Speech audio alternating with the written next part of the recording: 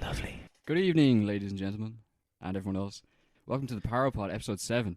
We're back again for another week of Shy Talk. It's International Podcast Day today. Well, it's not when you're listening to this, but it is today. It is today, so yeah. It's part of the podcast where we give ourselves a big clap on the back. Come on. There you go. That's what it's all about. So we have a lot to get through today. We're talking about Perfect Blue, Owen's recommendation from 2 weeks ago. I got my fucking One Piece t-shirt on. I'm ready to talk about anime. We got all the merch out, pulling out all the stops, and we're talking about various different things. Loads of listener questions as well. I love the engagement. Yeah, thanks for all the feedback as well. Yeah, good absolutely. feedback with the podcast now, and lots of questions. To the point where we might have to split these questions up to different episodes. But yeah, just keep sending in the questions, and we'll keep answering. We'll keep answering. We'll nothing else to do. We'll eventually answer all the questions. Yeah. We'll get to the point where we eventually will. So, what have you been watching this week, Mark? I watched Starship Troopers. Ever watched that? Yes, I watched it years ago, but I don't remember that much about it though. It's so good. It's amazing. Is that the director of RoboCop? Yeah. And Showgirls and like Total Recall and all that stuff. Yeah. Paul Verhoeven, I think it is. It was received really poorly at the time because it's just like a cheesy action movie. If you watch it as a cheesy action movie, It's not. well, it's about like it's Nationalism. it's about And fascism, yeah, and like patriotism. patriotism, Thank yeah, you. honoring the Patriotism. flag, and the whole thing about you only get a vote in this society if you serve in the military. If you Yeah. go abroad and kill these or if you go like into space and kill these bugs that are intelligent, but they don't see them as intelligent until they run into this massive brain bug and the planet, and like he's like sucking up the brains of all these soldiers, which is awful. Yeah. But like the soldiers have also invaded their planet for no obvious reason. But it's a really good movie. It's a really fun movie. It is a fun movie. I It's only so recently watched RoboCop. It's so good. So good. I was like, not that I didn't think it was like amazing. I was like, it's pretty good. It's good. I thought it was. I was expecting a stupid action movie. And it's like a social commentary. Yeah. Oh no. And yeah. I was just Yeah. I just thought it was alright. I thought it was good. Mm, Better than alright. I thought it was like a 7 out of 10. That's what I thought it was. yeah. So I think maybe 8. yeah. It was pretty good because I just thought it was like one of those 80s action movies. I thought it was as well. Yeah, to be but fair. it's about the police and shit, and like Mhm. corporations and stuff like that. Yeah. Private police. What's the other film? He did another film from the 80s. I thought he did. Total Recall. Did he do Total Recall? Yeah. Ah, there you go. That's what it was. Yeah. I haven't seen Total Recall in years. I don't think there's anything in it. Well, there probably is about like corporations again. Yeah, I don't know. I imagine so. Yeah, they did a new one with Colin Farrell in it. Yeah, apparently it's shite. It wasn't very good. Have you seen it? Yeah, I saw it in cinemas. Was it bad? Was it? Yeah. Yeah. It just like repeat. It's like a Did they have the 3 boot woman in it? yeah. But that was the main callback. Nice. It's like all those remakes are just like dress rehearsals of these old movies, but they've none of the soul, none of the meaning. None of the cheese. You need the cheese, man. Oh, the cheese was there. Like she has 3 tits. Yeah, you no, know? but that's that's one scene of cheese. yeah, You don't have Arnie going screw you and sticking a giant screw into someone. yeah, true, yeah. But yeah, that's the thing. Like, that was part of the satire. Like it was like self-consciously Yeah. sort of cheesy. But like the new one is just a bit bleak. You know, it's like a serious sci-fi movie Yeah. for the most part, but has all these like weird motifs and callbacks that don't make sense within. Don't gel with yeah, the tone of the film. yeah. The body of the work. Yeah. That's shit. I don't like that. Yeah, remakes, man. Remakes are bad idea. like Bad idea. yeah, I can't think of like what's a really good remake. I think good remakes you have to like Scarface. Scarface a remake. Yeah. And then fair. Excuse me. Well, I don't know. Apparently, the original Scarface is really good as well. But I So haven't it's just watched a story that can be told really well. it. Yeah, I think so. Yeah. But yeah, no, like the Blob, the 19. Oh, the thing actually. Oh yeah, the thing. The That's what I'm Thing. thinking of. Yeah, Yeah. but like that's an old film as well now. And then they made the sequel Mm. in like 2011, Rubbish. and it's Rubbish. it's rubbish because they were gonna do it with special effect or like practical effects, Mm. and they just slapped a load of CGI all over it. Ah, and yeah. it's shite. Even if it was practical, it would have been shy. Like it's like it's the story's just not Yeah, good. Like yeah. like the script for the thing is so tight. Like every line said in the movie has an impact. You know. yeah. It all it's all important. You know. Yeah. Bit of time travel team there, Mark. Which we got a question about that. Did we? We did, yeah. Oh really? We'll get to that later though. Yeah. What are we talking about? Fucking. Oh, remakes. Yeah, no. Remakes. Yeah, because like, because I saw. Oh man, I kind of want to. Because have you ever seen Psycho? Yeah. I didn't really like Psycho. Mm. No, I didn't. I was just like, The yeah, original the Psycho? original Psycho. Ever watched the new Psycho? That's Is that why where I you're want to going? talk about. Yeah, because that's on Netflix now, With Vince Vaughn. and I'm like, I think I want to watch that train wreck because I didn't really like the original. Have you never seen the new one? No.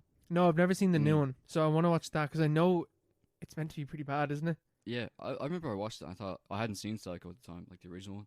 But I watched it and I was like, "This is pretty good." But it's a shit. It's a shot for shot remake, though. I don't know what is the point of that. No, it's in color. Yeah, that's it. And has Vince Vaughn in it. It's like that's Why about Vince Vaughn? Yeah. He's like, what was he doing in the 90s?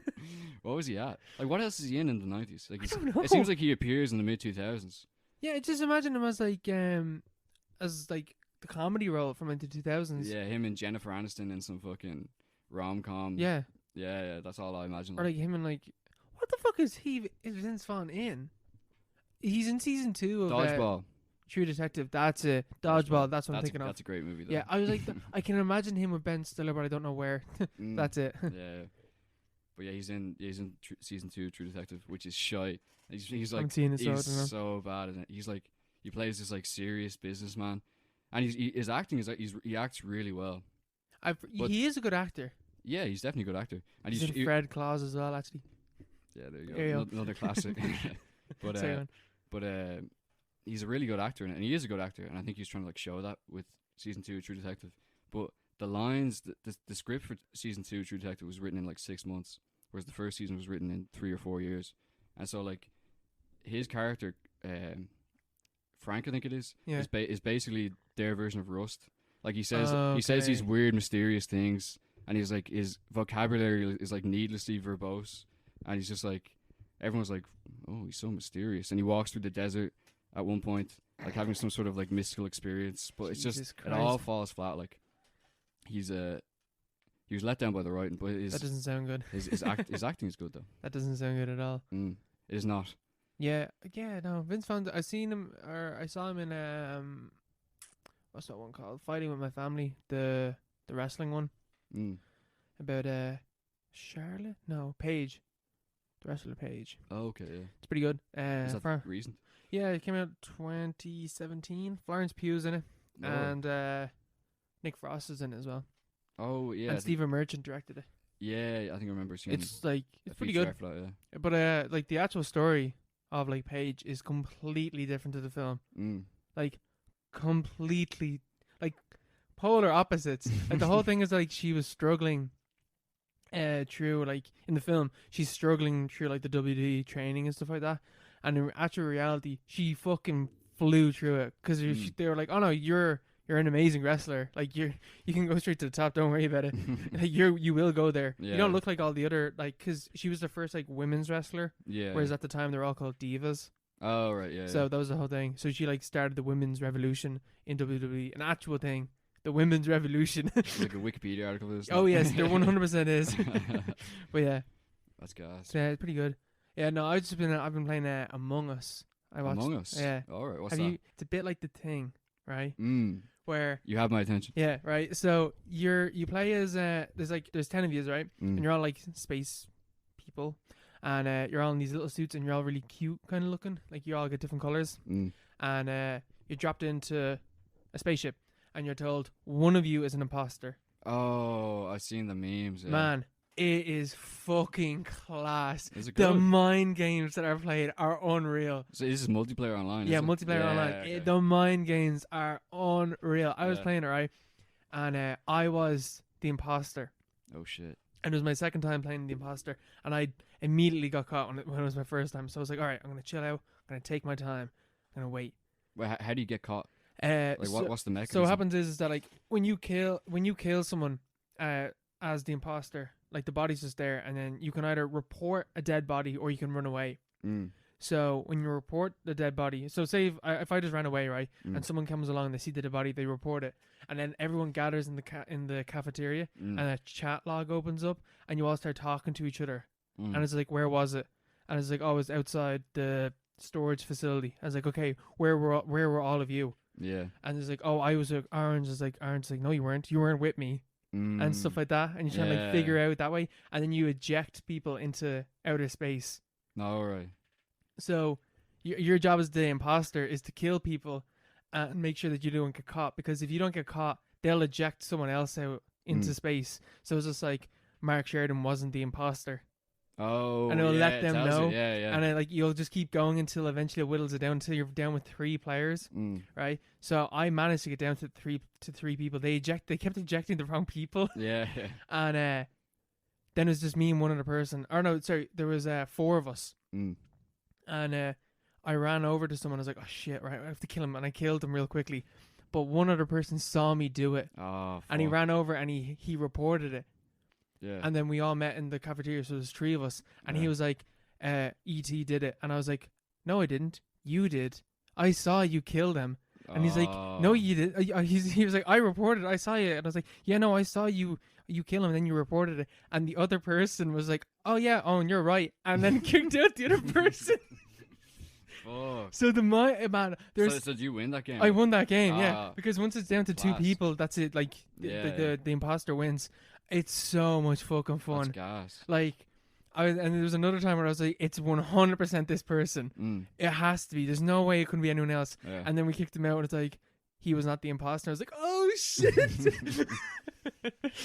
Oh, it's so much fun. Yeah, because I saw the memes and stuff, but I had no idea what it was from. It's, man, it's Among Us. And it's like £4, and it can run like on anything, on basically anything. Like, yeah. It doesn't take much to power this thing. It's fucking hilarious. It's so much fun. It sounds like And Then There Were None, like, yes, one of those murder yeah, mysteries. yeah. Like. No, yeah, exactly. It is that. Yeah. But in space. Just in space. But I want to play with people, and Sive, shout out to Sive, might be playing her some of the time.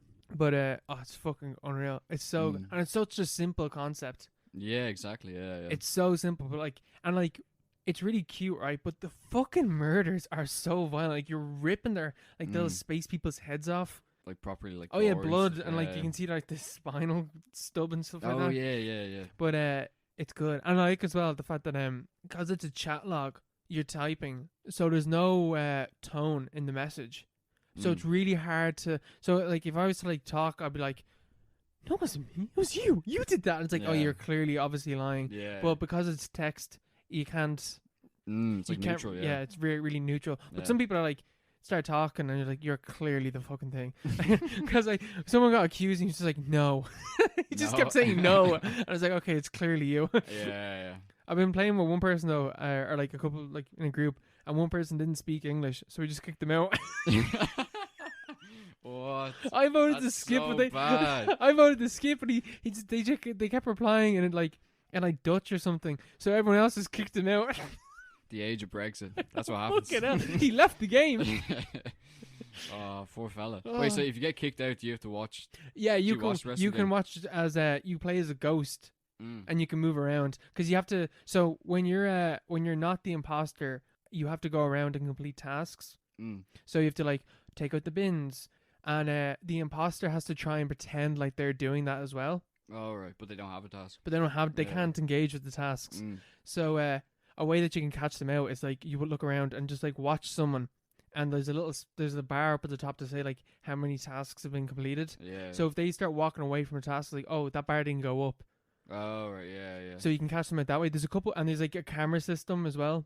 So like you can click on, you can watch like the hallways, and you can catch them out that way. And you can hop into the vents as the imposter as well. Man, it's good crack though. I fucking recommend it. Yeah, we can play a game after this. Honestly, it's good fun. Yeah, it sounds gas. But yeah, it's such a simple concept. That's what I'm mostly been up to. I started playing on Sunday. But did you watch any movies now? Any I watched flicks? I watched the Handmaiden on Friday. On your laptop, like? No, I watched it with the family. With the fam? What's it about? What's the crack with it? What's the film about? So I watched this film before when we were in Vancouver. Oh, I vaguely remember. And it's about it's a Korean film about this girl who she's put into a house to make the lady of the house fall in love with her mate, basically, but they're trying to like scam her, but then she's falling in love with the lady of the house, and the lady of the house falls in love with her, and it's a lesbian film, and it's like the man of the house, who's her uncle, is like a complete fucking psychopath and stuff like that. It's a whopper film. It's by the director Park Chan-wook, who directed Old Boy. Oh shit. Do you know why? Do you ever hear about the story about Park Chan-wook when he decided to become a director? No. Because he was originally a critic. And then he was like, I'm going to make a film, and my God, it better be good, because if it's not good, no one will ever take me seriously as a critic again. Yeah, that's a show. Which is a show. That sort of makes sense. And he makes Old Boy, which is like one of the best films ever made. Yeah. He sort of vindicated himself there, didn't he? Yeah. Didn't Roger Ebert, he made a film before as well.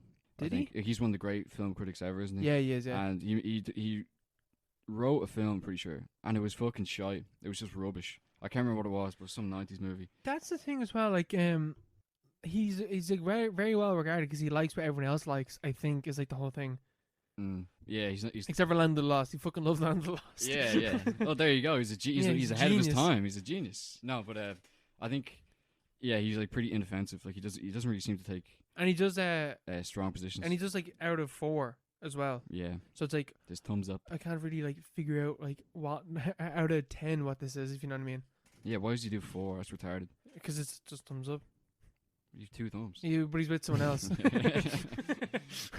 Poor Roger. Do you see what happened? He's dead, isn't he? Yeah. What did he have? He had cancer. Yeah, he had like jaw cancer. Fuck. Yeah. Shit.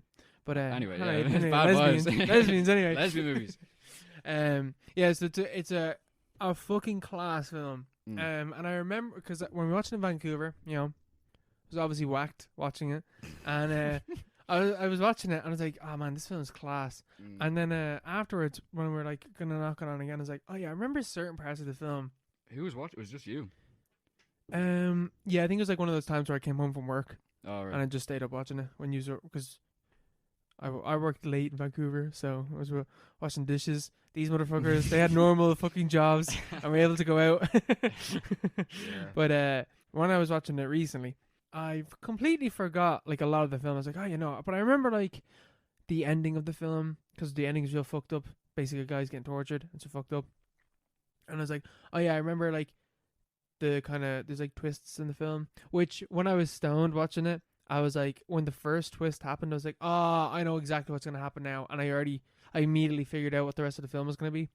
But then watching it again, I was like, okay, would I actually figured this out? And I was like, oh yeah, maybe not. Maybe if I wasn't stoned and I wasn't properly like focusing on the film. Third eye open. Oh man. The fourth eye was open watching that film. I'm telling you, I predicted things that didn't even fucking happen in the film. The fourth eye, where's that? You know. My predicting things that didn't happen. Yeah. That's kind of yeah, man. Obviously, I was like, I know what's gonna happen here. That was wrong, but I know what's gonna happen anyway because I have like 4 different theories of what's gonna happen. String theory, like. If anyone's ever seen this film, they'll know. And I don't know how I forgot about this. This film is like really graphic in its sex scenes, like really graphic. How graphic are we talking? You get the perspective of a vagina as the girl's about to lick it. Yeah. And this is a family film that you watched. I watched it with my mom and my dad and my sister, who had never seen the film before, and we were sitting there and we were watching it, and like the sex scene started, and I was like, all right, that's great, you know, this is fine. Then we get the shot of her like going down on her, and then it cuts to the vagina shot of her about to lick the camera essentially. Yeah. And my mom was like, "This is going on very long, isn't it?" And I wasn't embarrassed. It's like kind of because I was like, "Oh yeah, whatever. Like it's fine." You know, I'm 21. Kind of got over the stage of being embarrassed with this shit. But when my mom and dad were getting embarrassed, it's like, "Oh god, now I'm feeling embarrassed." Yeah, that's the thing. Like, it's like everyone's just quiet. Just sitting, watching, it's like, enjoying it. You're like manually breathing. Yeah. Ever do that? I hate when that happens. So, it's like, oh, I can't give away that this is embarrassing for me. It's completely normal. Yeah, it's like you just like, and you can't look away either because that's a tell as well. Yeah, you gotta keep watching it. You're like that at the end. You're not blinking. Yeah, it's just casual. You're like Alex and a fucking Clockwork Orange. Like, I'm watching it. It's not awkward. But then the second, because then so the way that the story kind of works is that like it plays out and then kind of rewinds a bit and then goes again to tell a different character's perspective.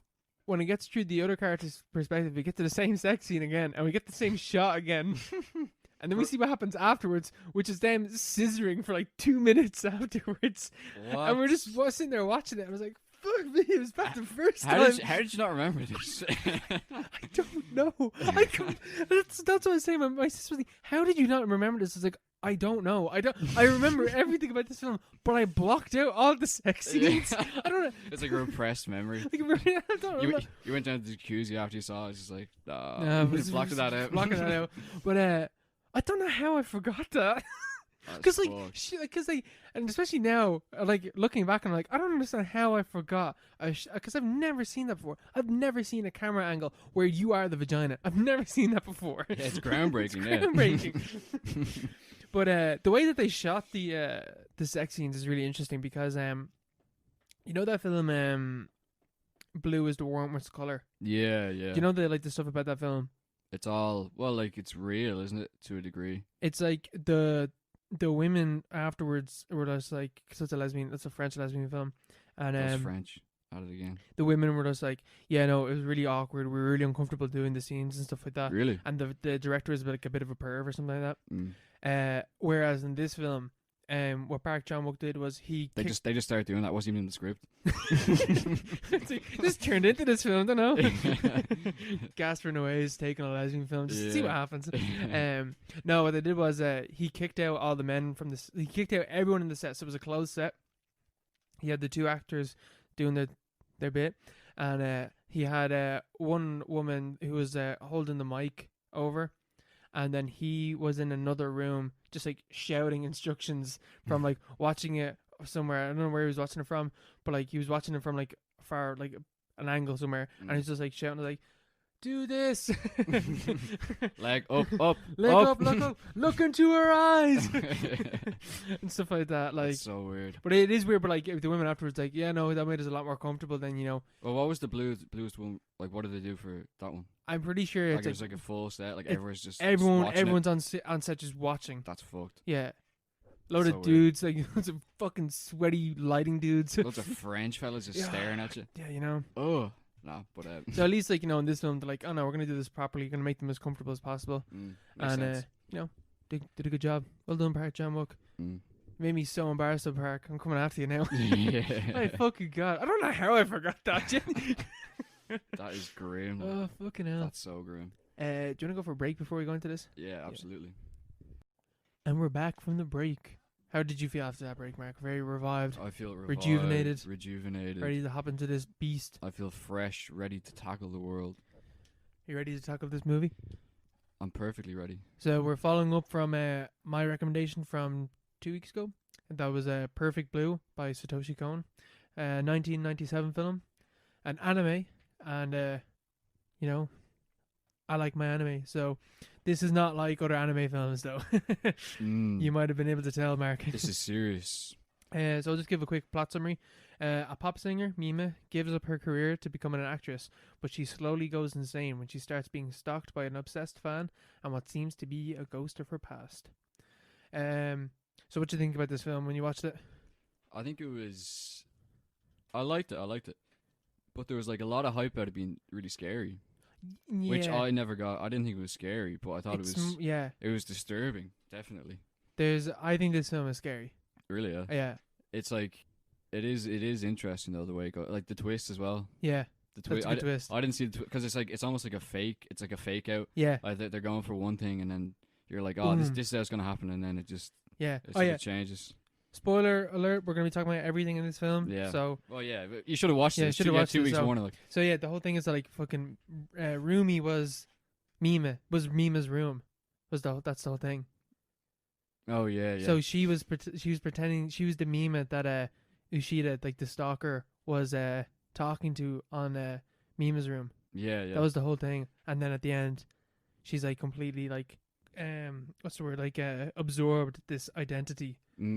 Yeah, I thought it was really interesting, the whole idea. There's like an article I read on like how it's about gender. Like there's a big thing about representation there, like how you perform identities. Yeah, like the fact she's a performer. Yeah, like she's a pop singer at the start. She's a pop idol, and even the term idol, maybe I don't know how that translates into Japanese, but like the idea of it's like an image.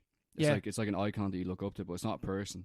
Yeah, it's like a blank slate that you can just project whatever you want onto them. So she's performing, what's it, Me Marie? Me Marie, I think, yeah. Me Marie.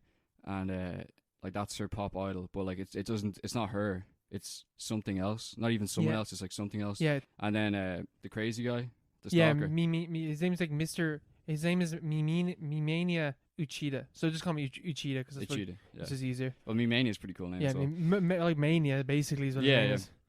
But the fact that like he's like this fucking shut-in loser who's obsessed with Mima Marie. Yeah.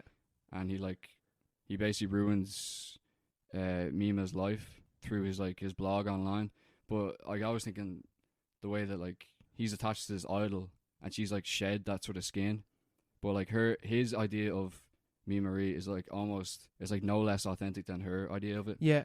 But it's just that the whole persona of Mima Marie is just like toxic and like inhuman in itself. Yeah. And the fact that it's almost like it possesses the different characters. It possesses her at the start, and then she sheds it, and then possesses Ushida, and then but it's via Rumi. Mm-hmm. Is our name Rumi? Rumi, yeah. Yeah. It's like she's taken over the character at the end.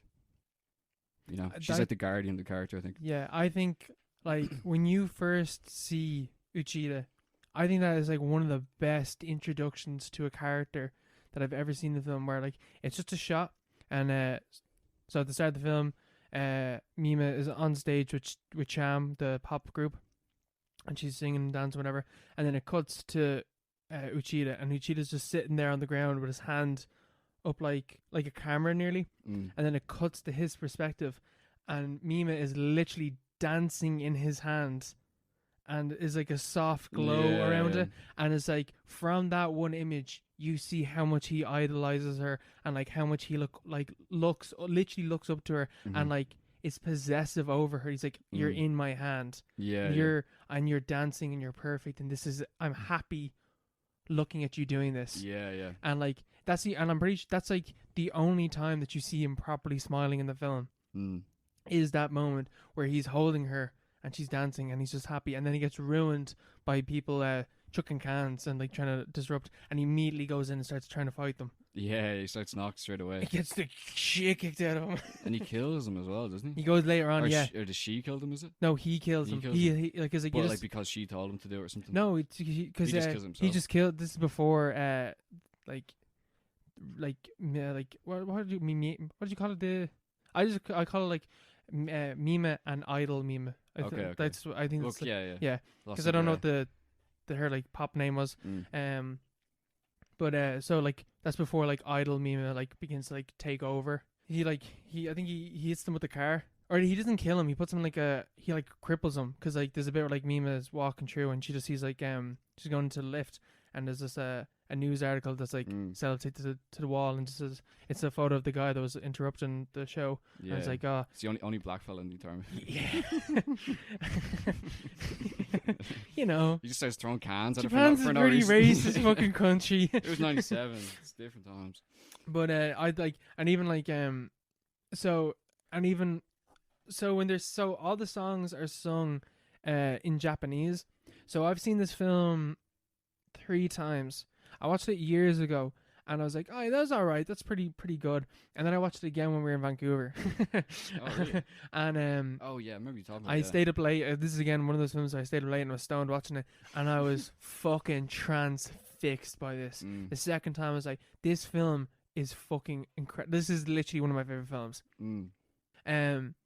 So the third time I was watching it, then I watched it with subtitles on and watched it in Japanese, and I found out that so you don't get the subtitles obviously when you're watching it in English, but Cham still sings in Japanese, right? And the moment where Uchida is holding Mima in his hand and she's dancing, the lyrics translated are, "Be more aggressive because you will get a chance. The angel of love smiles at you." Yeah, I remember I was watching it. I was like, the lyrics were really weird. Yeah. I remember thinking that. And that's what they're singing. So it's literally like they're literally singing to him while he's holding her up. Be more aggressive. You're gonna get a chance if you be more aggressive. And then he does. He does it, and it works. Fucking psycho.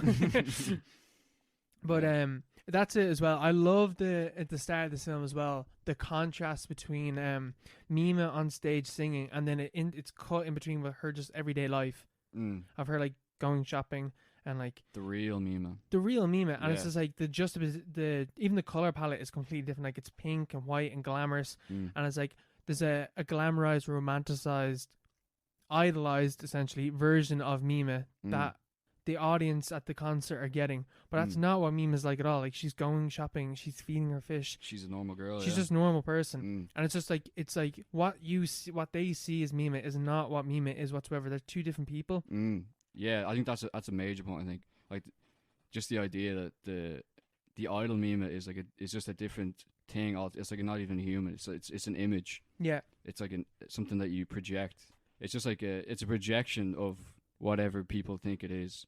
And it's obviously saying all these, like, the lyrics are violent and stuff, and it possesses Ushida and Rumi to do these terrible things. And it sort of ruins her life in like an indirect way. And she acknowledges that at the start of the movie, I suppose. Yeah, she's like, I don't want to do this. I don't want to do this. Yeah. It's like it's constraining her and sort of boxing her into something that isn't natural at all. You know. Yeah, and even I find as well that Mima is like she's almost childlike in this film, like the scene where her two agents are talking, they're like a mom and a dad arguing over their daughter, because like the male, I can't remember what his name is, the man fucking agent, he's just like, oh no, she's gonna be an actor, she's gonna do this, and then Rumi's just like, no, she's gonna sing, and it's like, and then Mima has no agency in that scene. She's just sitting there, and he's like, no, Rumi, I do want to be an actor, and he's like, see, I told you, she wants to be an actor, she'll be great. And it's like a family scene playing out at a dinner table, and then you see that again where Mima gets a letter from Uchida, and he's like, oh, check out Mima's room, which is an online blog, and she's like, I don't know what that is, and then Rumi's like, oh, here, I'll show you. Yeah. And she's like showing her how to work the computer, and Mima's like, oh, I don't know how to do this, and she's getting like frustrated, and Rumi's like, no, sit down, I'm going to show you how to do it. And then she shows her like Mima's room. And that's like the first instance, I think, in the film where like the idea, like stalker is like the obsession is such a huge thing in this film, but like the tensions that social media has begun to arise, because this film came out in 1997. Yeah, and it's so prescient in the fact that like obviously the blog sort of thing is dated, and even the way she was like, she didn't understand how to work a computer. I was like, simpler times, didn't know how to work the computer. But it hasn't changed much. Like you still have people who are obsessed. Like you go on Twitter, Donald Trump's latest tweet, and you have loads of like K-pop stands, like with loads of like, I don't know what you call them. It's like a highlight reel of their favorite personality. Oh, what are they called? Fucking cam glams or something? Yeah, I can't remember what they're called. Yeah, something like that. Yeah, something like that. But it's like, it's weird. It's really weird. I don't know. Like I don't know anyone like that, but I can't imagine what that person would be like. Like they're probably just sitting there at their computer, like sort of worshipping this false. It's an idol. Yeah, it's just an image of someone else, a projection that doesn't actually exist, except in the pixels on their screen. But you get that even, that's it's just like a projection of like pixels on a screen, and that's what, like, I think it's so interesting as well that this film, 1997, kind of sees that's even more present now. Like the idea of like parasocial relationships, that like you think that you know someone but you actually don't, and even the fact that like Mima's room isn't Mima herself writing it, it's someone else, but they know everything about her, and they know like, oh, I was gonna pick up the milk and I chose to go for the red brand or whatever, and Mima's like, oh, she's like, oh yeah, I do that, and she's like, oh shit, and then it starts going into like a more disturbing, detailed level where like they know exactly what she's doing and her thoughts and all, and it's like she begins to like, wait, did I write this, is almost what it starts to come down to. It's like she's questioning her own sanity, and that's like the first instance of that. And I think as well there's a really interesting part of the film as well, is that when she decides, she quits Cham and she starts becoming an actor, and the first line that she has to say is, who are you? And she keeps repeating it because she's really nervous. So she's just like, who are you? Who are you? Who are you? And she's like getting ready to go to leave the idol world and move on to something else and take on a new identity. But she's already like, it's almost like she's questioning who am I already now that I've stopped being Yeah, what's idol underneath? meme? What's the base meme? You know. Who am I if I'm not an idol anymore? Am I like what am I if I'm going to be an actor? Who am I then? Yeah, meme minus the idol. What's Yeah. that? You know.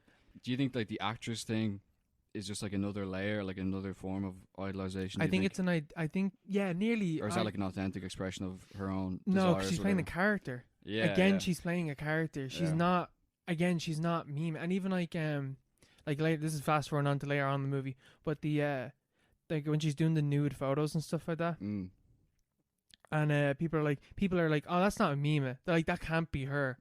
And she's taking, and like she has to do this to shed the skin of being an idol, basically. Yeah. She has to, because like that's the whole thing in Japan with idol culture. Like an idol can't be seen drinking, smoking, or having, or like anything sexual. They have to be the purest image of themselves that they could possibly be. So when she becomes the actor and she starts to try and shed the idol image, she has to basically become more sexualized as well. Go like the exact opposite direction. The complete opposite direction, which I guess is which like isn't healthy either, you know. No, complete, and she's not used to that whatsoever, and like that has a toll on her mentally as well. Yeah, I'm just there's so much in this film, and like there's so many when you're watching it again, you're like, oh, this line ties into this later on and stuff like that, which you don't get on first viewing, which I fucking love. So the breaking point in the film, like the moment where she stops being idol meme is the when she has to act out a rape scene. Yeah. She doesn't want to do it, but she has to do it because that's the only way that they're gonna keep. That she knows, like, I have to do this because if I don't do this, they won't give me the job, and she has to do the rape scene. Yeah, and it's an extremely, like, even though it's like acting, it's like we're aware that she's not actually, she's not actually being raped. She's just acting out. Yeah. But it's upsetting for both the agents, for her, and for us as the audience, I think, as well, because like it goes on for fucking ages as well. Yeah, there's multiple takes. Yeah, it's like it's sort of they dwell on the fact that it's even though she's sort of trying to like escape the idol meme sort of persona, this is like just another sort of completely inauthentic fakery. I know it's you know what I mean? Like it's all it's like, it's they expose like the machinery behind it, you know. Yeah, and even it is her character in the TV show reflects her actual life as well, like what's going on with her. Yeah, and it's like this blurring of identities that is going on there, and the raping of her character is in a psychological way the raping of Mima, and it's a violent, like, what goes on with Mima's character is a violent, psychologically violent, where the physical violence that Mima's character goes through in the show. And that's the breaking point of the film. Like, that's the moment where, like, Mima can no longer go back. There's no chance of going back. And that's the moment where Uchida becomes more violent towards how he goes after her. And Rumi also becomes more possessive over Mima. Yeah. And that's the moment, again, that's the moment as well now, where scenes bleed into each other. And like this is the moment where, like, you're not, for the next like half an hour, you're not sure what's real and what's not real. That identity, or who Mima thinks she is, and her identity is blurring in between each scene, and lines follow on into the next, and like hallucinations. She's hallucinating, and like she's starting to wake up randomly. Like, you see what happened, then she wakes up. And it's like, you don't know if what happened was a dream, or if like this is now a new scene where she's woken up and stuff like that. It's like a demonic possession, basically. It's like she exercises it, but it like stays with her, because the people that idolize idol Mima are still see that as like something to protect. Yeah, still think that that's who Mima is. Yeah, and it's like depurified. It's completely like desacralized in the rape scene, and like they react against her, because it was her decision to harm her former self, basically, like the demon Mima or whatever, you know. So that's why they act out against her, I think. Anyway, I think it's a very interesting portrayal of that sort of phenomenon, you know. Yeah, like projected, like spectral sort of beings that exist in like the hyper reality of media, you know, like social media especially, because it is spacey it's about the blog. That's really, you know, it's about the blog, and like who how do we think that we know someone we've never actually met them? Like, even, so this is going to get a bit meta, right? But like, who are you? If you like, listener, if you don't know, because like there's people that are listening to this that are my mates that don't really know you, Mark. Yeah. And there's people that listen to this that are your mates and don't really know me. And they're getting a sense, like, maybe, that they know who we are. Yeah. But this isn't what we're actually like. We don't like each other at all. No, we're actually not mates whatsoever. This whole Vancouver shtick never ever actually happened. Yeah, that's like a meme sort of thing. Like, we just imagined it. But like, that's even the people in like Oregon and shit. Yeah, like Americans that are listening to this, like, you don't know who we are, but you might be getting the sense like, oh no, I do. Like, oh, Mark's like this, Owen's like that. It's like, yeah, we kind of are, I guess, but that's not the full picture. It's a projection. This is a fucking edited down, idolized, romanticized version of how we actually are. Romanticized. Like, it's not who we are, and it's the same thing in this film. Yeah. Like, this film touches on that, like, especially in the internet age where we are just putting up images, edited images, showing very select moments of our lives, and people think that that's reality, but reality is, I literally just sat on my bed for like 3 days straight, and then I went out. Yeah, I've done fuck all. Stuck it up on the gram, and everyone's like, "Oh, he's a great life. Oh, he's got a great life." No, you don't see what's going on behind the scenes, man. You don't know who I really am. You don't know my troubles. But like, that's what goes on in this film. Yeah, definitely. Even, and again, like, the like Mima's room begins to take more prominent as well after. That's the moment where, like, it's, again, that's the breaking point where now Mima's room is saying, I didn't want to do that, and they forced me to do it and stuff like that. And there's like 3 like dudes that we follow, like, they're like recurring characters in the film, and they're kind of like, they're kind of fans of Mima, but they're kind of just like, they're in the know of things, basically. They're just the guys. They're just lads that like know what's going on, basically. And they literally say like, is that even Mima? Like, is that, like, who is that? Because they're not sure anymore, because they thought that Mima's room was Mima. But now they're like, well, who is that? Like, is that actually Mima? Like, I'm not really sure. And like, that's the moment now where like Mima's room begins to take more prominence, and that's Mima's room as well is is the one talking to Uchida, which we see when he's like sitting at the desk, and like literally comes out of the screen and talks to him, and tells him, no, you have to kill Mima because that's fake Mima. I'm the real Mima. Yeah, it's all a hallucination on his part. Yeah, but like, it's all, whenever you look at the screen, it's a hallucination. It's an illusion. Yeah, it's a trick of the eye, basically. You know, it doesn't actually correlate to reality. You can't reach out and touch. You can't reach out and touch our voices. You can't reach out and touch the spectrogram on Audacity right there. No. You know, it's all completely. It's just an image. It's just images. Yeah. So much in this film, right? And then I'm gonna whack out a couple more things as well, right? So the TV show is predicting things in Mima's life. So Mima's character in the TV show, I think she kills a photographer, which happens later on in the film, where we're not sure.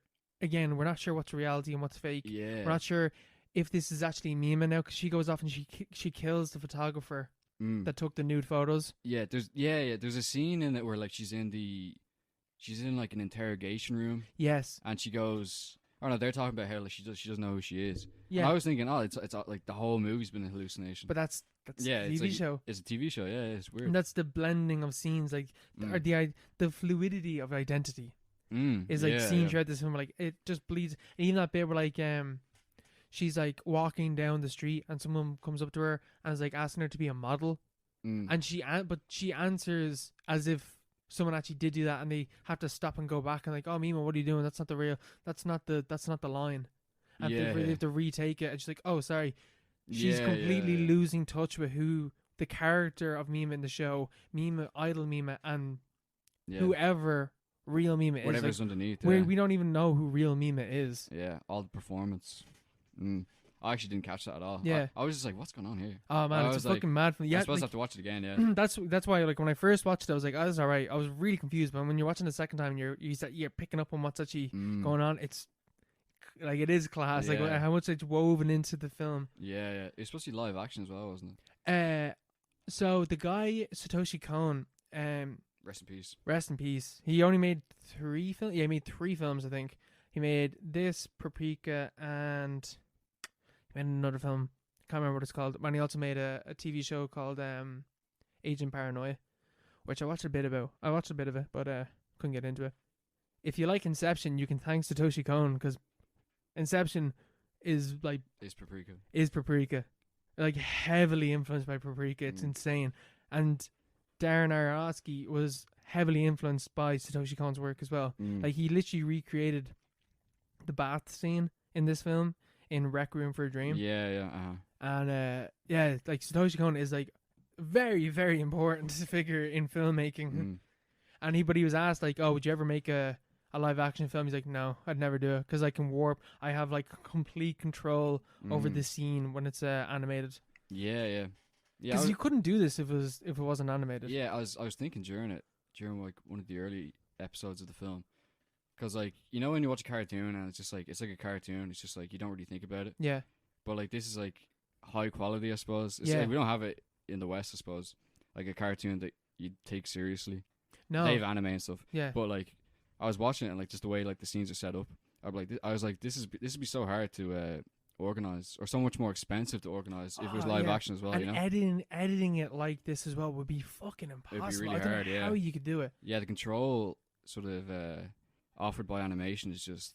It's untapped in the West. It's a dimension that isn't exploited at all. Like, you know, like we don't have serious animated films at all. No, we don't. I can't think of like adult, because adult animation like fucking South Park and Family Guy. It's just like dirty jokes, but the availability and the creative control that you have through animation is unlike anything else. And like, that's why anime is like so like beloved by weebs. The weebs. That's why weebs exist. That's why we exist.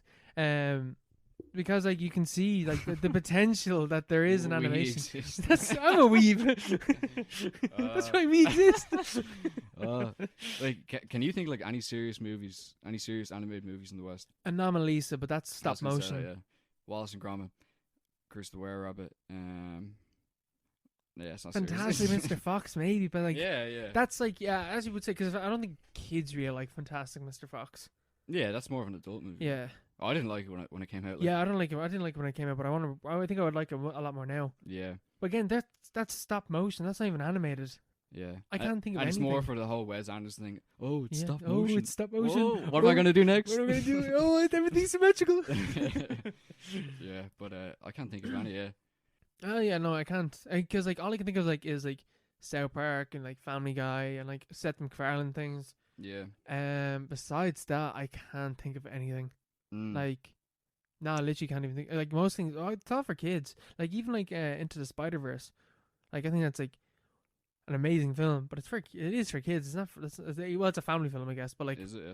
It's not an adult cartoon. Yeah. You know what I mean? Like, this is Perfect Blue is a cartoon. No way should be kids watching this fucking film. Like, yeah, this is not suitable. This is for kids. Yeah. Or the kids is not for kids. Sorry. No, there's one I just remembered.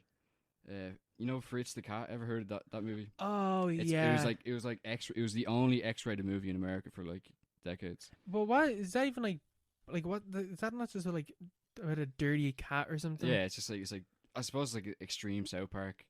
Yeah, it doesn't really take advantage of the whole animation medium, you know. Yeah, because like especially because like I love this one as well because like there's not much horror.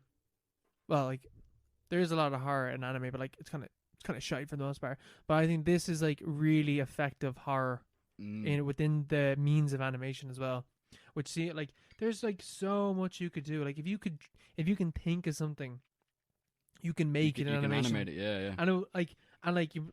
Again, like with the, because you can do that with CGI, but like CGI dates and CGI can look shit eventually. But in a cartoon, it will never age. Exactly, yeah. Just the fact that it exists acknowledges the fact that like it can't improve. Like that's just the way it is. It's like a painting, you know. Yeah.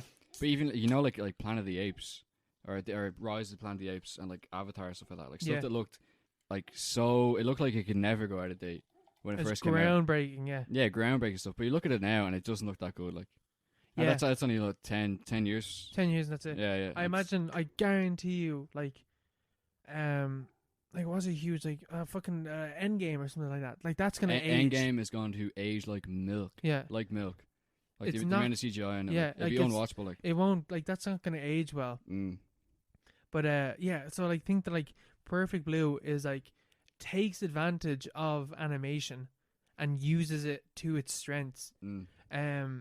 By like how it bleeds scenes together. Like scenes are like the flow of scenes in this film are ridiculous, and it's like nauseating and it's confusing, and you never know what's actually going on. Yeah. Even to the point where, so again, I watched this film 3 times. It was on my third watch when I was like properly like watching it and like I was stopping it and taking notes that I picked up. So after Mima kills the photographer, she like wakes up in her room, and then she pulls out a bag and the bloody clothes is in it.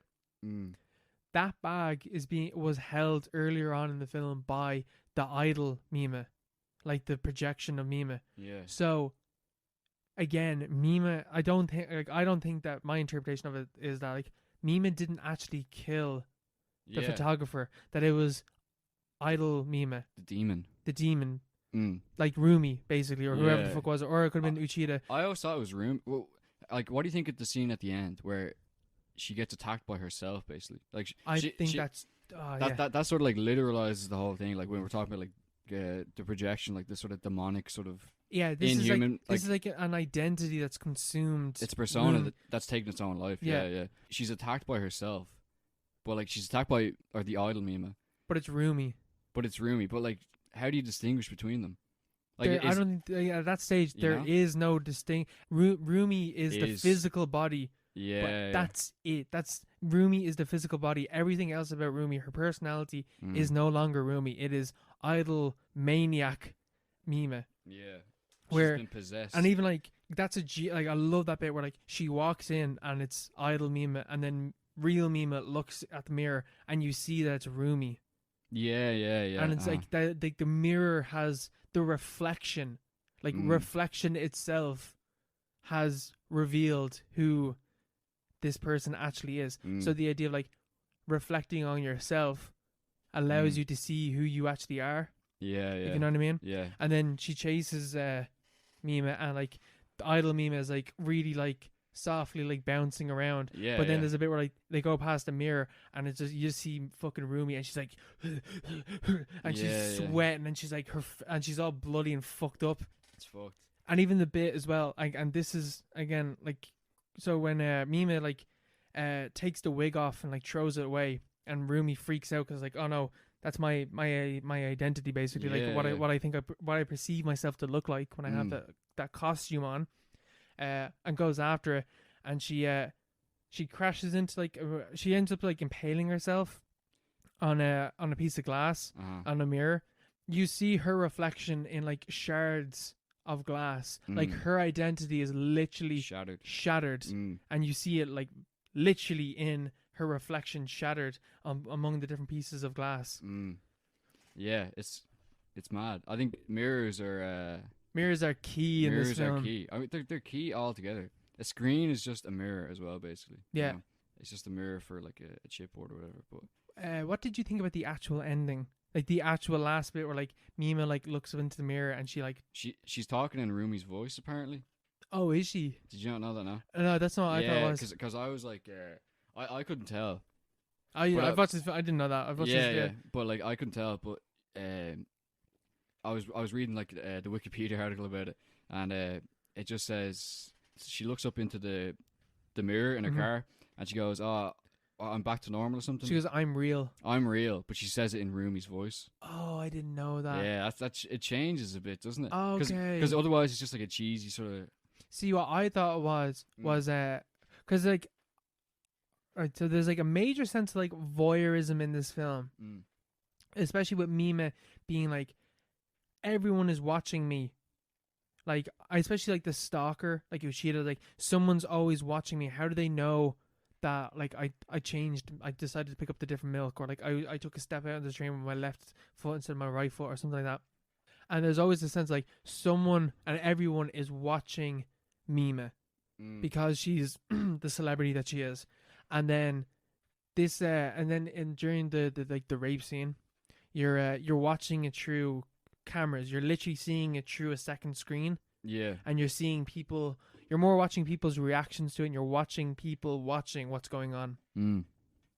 And then we ourselves, as the audience, are then drawn into the film with the final bit where Mima looks directly at us and says, "I'm real." Like, she draws attention to the fact, like, you've just watched a film, like, you've watched me. Yeah. And, like, I'm aware that you're watching me, and I'm not, this isn't me again. Like, I'm not actually real, but, like, this is an identity that's being created within the film that you're after feeling for, and you're after feeling emotions for, but it's not real. Just how idol Mima is not real. That still works as an interpretation. Like, the fact that it's basically her Uchida.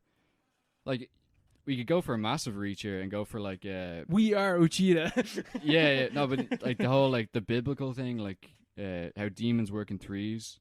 It's like an anti-trinity sort of thing. Oh, yeah. So you have, like, Mima, normal Mima, Uchida, and Rumi are all sort of bound to this curse of the idol. Yeah. But they all sort of share. None of them are any less authentic than the next. No. But they all sort of share in this identity, like, no matter what they think, or no matter how they might not like it or whatever.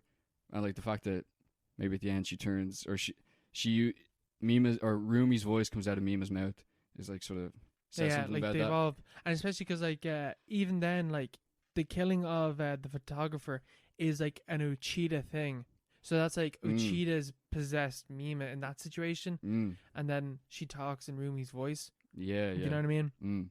Even the bit where Uchida brings Mima to the club set, like, literally the point where the idol, his idea of Mima was destroyed, was, like, was the acting of the rape scene. Yeah. And he brings her there, and to rape her, isn't it? He's going to rape her, but this time she fights back. She kills him, and she kills him. And even like that, she then stands up, and it's a fucking game show for a second. And you're like, wait, what the fuck did that actually happen? And then she walks out, and Rumi's there, and then Rumi brings her back, and Uchida's body's gone. And I was like, oh shit, this didn't happen again. Like, this is a ghost that's haunting her nearly. Yeah. That's definitely. But then it cuts to later on, and you see, like, oh no, Rumi hid the bodies. Because Rumi was, I guess Rumi found out or something, I don't know. Yeah, it is. It's crazy. It is. I don't know what to make of it, but definitely the whole thing about her being. I think the point of the movie is that we never really see Mima, or if we do, it's like her trying to break out of a shell, or like a character that she's personified, or persona, or whatever.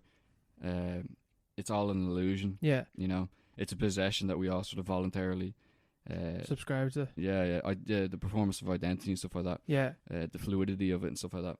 Even in the film, like, I think as well, like, a lot of the horror comes from identity, but more so people's rejection of your identity. That, like, I want to be this I want to be an actor, and people don't accept that. They're like, no, you're still an idol. You have to hold up to that standard. Your past haunts you, and you have to be. You can't change, essentially, and you can't take on a new, even, like, say right, so say we started this podcast at some stage, and people are like, oh, you're gonna start a podcast and start ripping into us, but it's like, we wanted to try something new, and people can reject that, and people can slag you for it or whatever, but in this case, someone's trying to kill us for doing it. Someone's trying to kill. What? Maybe we do have a killer. So, Uchida's coming after us for starting this fucking podcast. Fucking Owen's room. Jesus, the Paro Zone. the Paro Zone. Yeah. But even that, like, the idea gas. of, like, violently rejecting someone's identity. Yeah, definitely. I think the mirror thing as well. To go back to the mirror thing and the screen thing. That's so key as well. Just like the fact that. Reflections, like, even screens work as reflections as well, like the way, like, Mima plays along with the idol Mima character for, like, up to, like, the start of the movie. Like, we assume she has, like, a backstory, but then she wants to go back at one stage as well. Yeah, but, like, we all play along with that as well, like, with our virtual selves. Like, our virtual selves are, like, it's a reflection of us, but it's cultivated and it's artificial, and it doesn't actually represent the real us. Yeah, that's a bit simplistic, but. And mirrors as well, like, you look in a mirror and it doesn't really lie. It just says, or like a proper mirror, like, it doesn't. There is no lies. Yeah, it's just there, but it's also, it's like, you have to look at yourself like for what exactly like this. You're not the black and white photo that you post on Instagram. You're this. You are what is right in front of you, and that's as well where like in the film, like the first time we see idol Mima, like the persona of idol Mina, is Rumi, or no, sorry, not Rumi, Mima on the train, and she looks out and she sees her reflection, and then it changes into idol Mima. So she can't even see who she really is anymore. Yeah, that's the thing. Like body dysmorphia, like that's a massive thing these days. Like people look into their mirror in their fucking hands with the phones, and they see themselves. It looks completely different to what they see in the fucking mirror. Yeah, it's like, why am I that? Yeah, why don't I look like that? And it's a negative feedback loop where you're like, it doesn't make sense to you, so you get upset about it or whatever, and it makes you worse and worse. And you project onto who you think you should be. Absolutely, yeah. Yeah, it's crazy. Like, especially like this film gained a lot of prominence again with YouTube. Like a lot of fucking anime YouTubers like talked about this, and a couple of them were just like, I feel like Mima sometimes were like people perceiving me for a certain constructed version of myself, and like even like I think we all can relate to that. Yeah, like we are not who we are online. Like really, like I remember like Blind Boy talking about this before. The idea that like each form of social media is like a different version of yourself. So like Facebook, you have your family on that, so you're going to be a certain type. You're going to be your family version. And then Instagram is about like how you look and like posting like whatever. And Twitter is where like you argument and you like be snarky and you like you show like your political side kind of. Yeah, definitely, yeah. And then LinkedIn is literally just for getting a job. So you portray your most professional, best version. Yeah. I will never mention this podcast on the fucking LinkedIn. That's never happened. No. It's like editor at a Paropod. Yeah, just editor. Give me a job. But like that whole thing, like each form of social media, we portray a different version of ourselves, nearly. Different persona, different possession of ourselves. And so the film gained like a second wave nearly from that. We can all identify with Mima, and like even with Mima in the case that like people rejecting who you want to be. And I guess like that thing as well, like I feel like gender does play into this film 100%. The fact that like Mima as an idol is like a virgin image. Like pure virgin image. Yeah, the whole virgin whore sort of dichotomy is massive in terms of Yuchida's character. Anyway, you know, and that like when she becomes an actress, she has to sexualize herself, and she has to kind of like in her like she doesn't want to do things. She's like degrade herself in this way because she doesn't want to do the things that she's doing. It's just a counteract, but she has to do it, and she has to like destroy who she actually, because even that version of herself, the sexualized version of herself, isn't actually her. And we don't even see, there's no romance in this film whatsoever. Like we never see her. There's no male, like there's no love interest. There's no love interest whatsoever. Like she doesn't, she's just working. That's all she's doing. Yeah. And even the idea as well of like rejecting identity, like this could be a reach, but reach away. And in the terms of like transness, like rejecting someone's identity, because she's literally transitioning to different versions of herself, whatever, right? So the idea there being like trans people becoming who they actually want to be, and who they are, not even who they want to be, who they are, and we as a society rejecting that is a violent process. Yeah, definitely. There's definitely something in there about that, which the film doesn't directly address that. Oh no, but like that's definitely a thing in the film. Yeah. The whole thing is like it applies to a lot of stuff, you know, like identity. Everyone has identities, you know. We all have identity, you know, and the social media. But yeah, it ties into reality in certain cases as well. Oh my god, does it? Oh shit, I didn't even have notes on that. I forgot about that. Yeah. Yeah. I was just looking at it. I was like, we haven't even talked. Yeah, so the whole stalker thing as well. Yeah. I haven't even touched on that yet. Oh yeah, stalkers.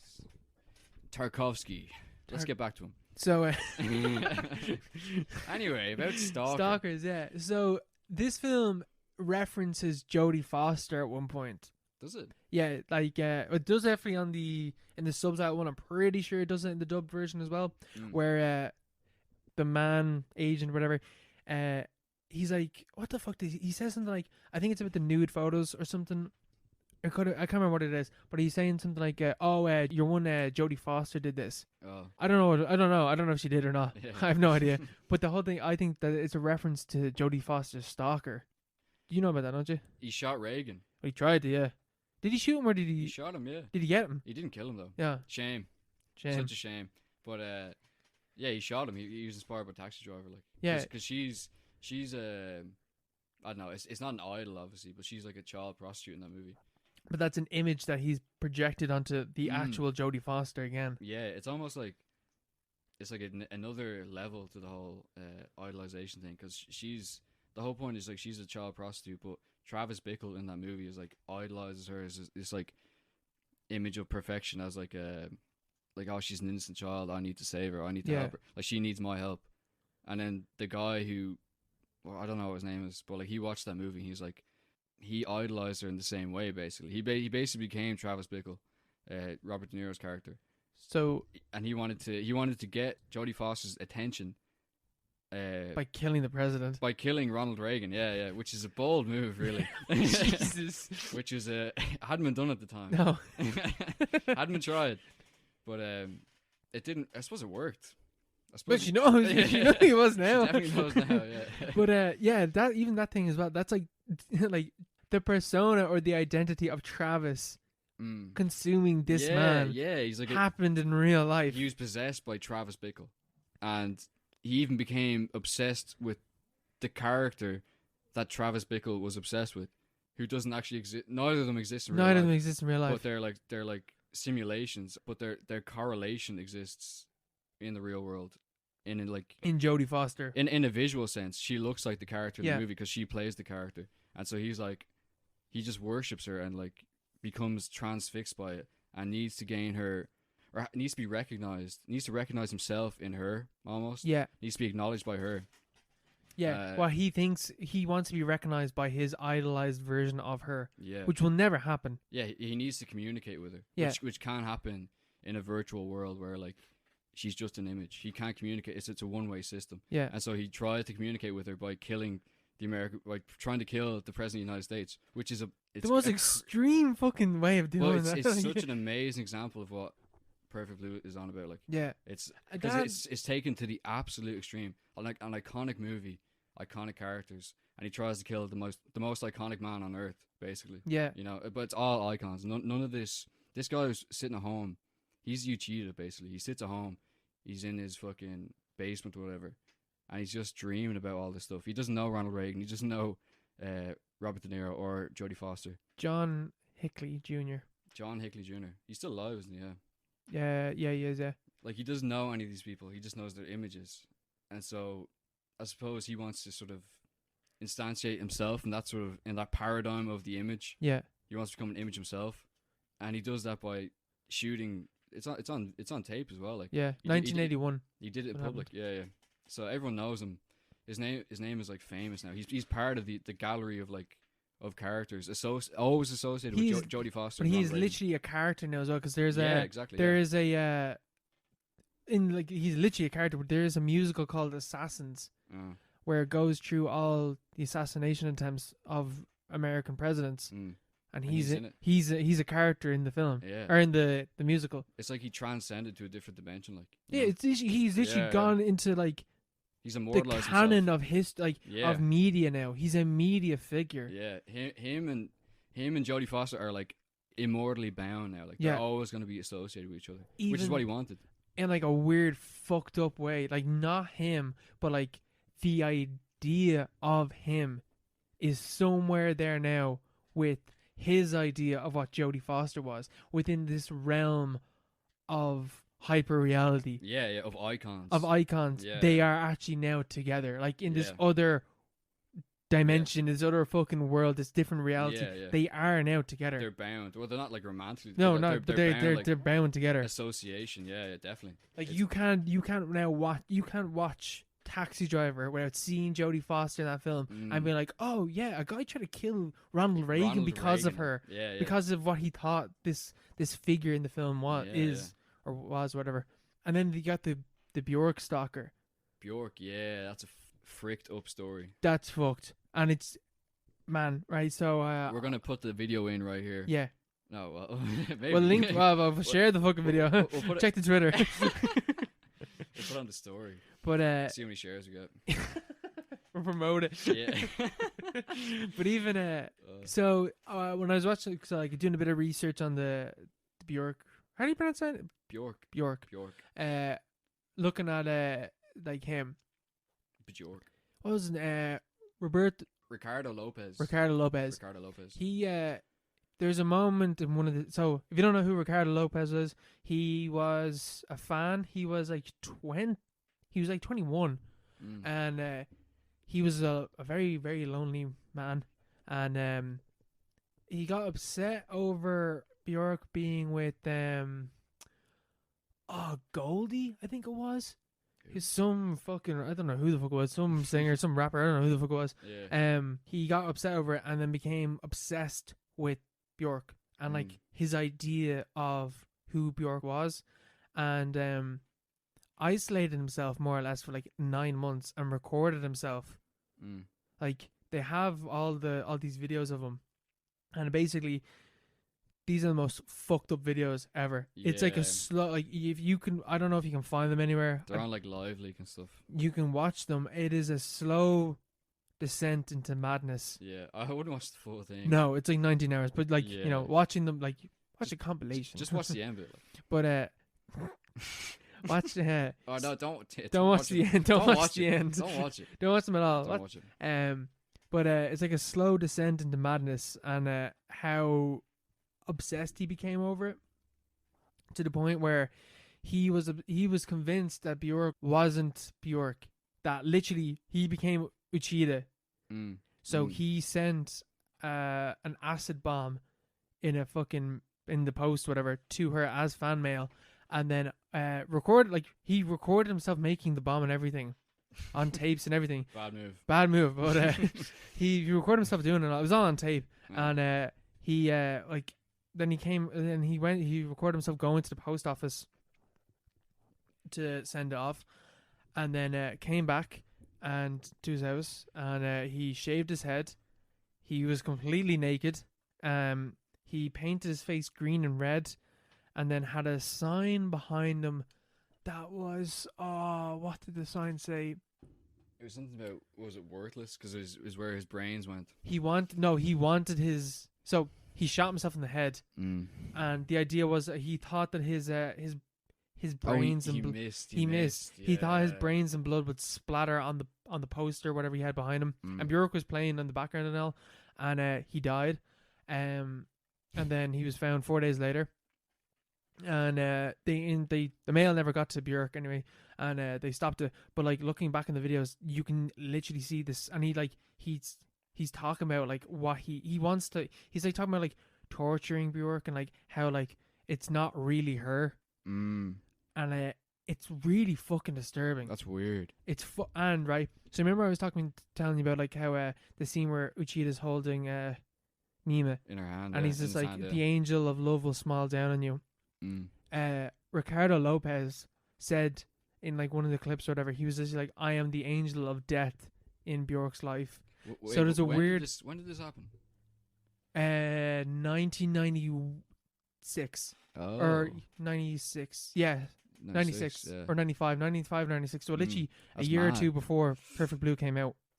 That's so weird. And he referred himself as the Angel of Death, which is like a weird parallel to Uchida in this film. The Angel of Life. Which is the Angel of Love.